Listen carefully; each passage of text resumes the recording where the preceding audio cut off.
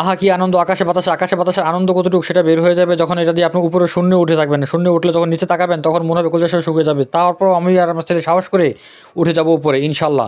তাই যেই কথা সেই কাজ, ২ টা টিকেট কেটে ফেললাম। আমি আমার ছেলে চলেন লেটস গো। এখন উপরে ওঠার পালা। কিন্তু উপরে যে উঠবো ভাই এটা দেখে তো ভয় লাগছে। কলজার পানি সব শুকিয়ে যাচ্ছে। মনে হয় কয়েক গ্লাস পানি মুহূর্তেই খেয়ে ফেলবো। এতভাবে যে ঘুরছে এটা মাথা ঘুরে না? এটা ভাবতে তো ভাই আমার নিজেরই মাথা ঘুরে যাচ্ছে।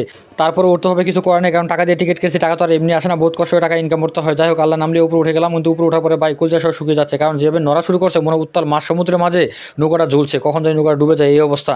তারপরে কিছু করার নেই উঠে গেলাম, কিন্তু আমাদের সাথে দুজন লোক উঠেছে, একটা ছেলে একটা মেয়ে, তাদের যে ঢং, যাক সেই বিষয়ে না বললাম, সেই বিষয়ে পরে এক সময় বলবো যদি সময় পাই। উপর থেকে দেখে নিচে মনে হচ্ছে ছোট ছোট আন্ডা বাচ্চাগুলো, মানে বড় বড় মানুষকে মনে হচ্ছে ছোট ছোট আন্ডা বাচ্চা, মুরগির বাচ্চার মতো ডিম থেকে মাত্র মনে হয় উঠলো, এরকম অবস্থা।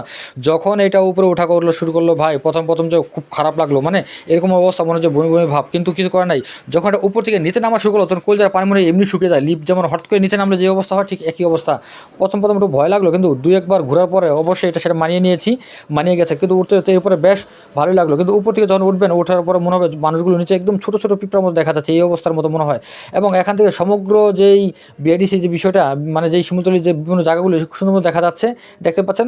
জায়গা দেখবেন কিন্তু অন্য কিছু দেখা দরকার নেই, কারণ আমি জায়গার কথা বলতেছি। এই বিভিন্ন জায়গায় যে জায়গাগুলো দেখা যাচ্ছে, কারণ সুন্দর সুন্দর জায়গায় স্পেসগুলো দেখা যাচ্ছে, খুব ভালোই লাগতেছে দেখতে। আর এই সমস্ত দোলনাগুলো আসলে সত্যি কথা খুব মন কেড়ে নেয়। প্রথমত আপনার ভয় লাগবে, কিন্তু পরবর্তীতে ভয়টা আপনার কাটিয়ে উঠতে পারবেন অবশ্যই।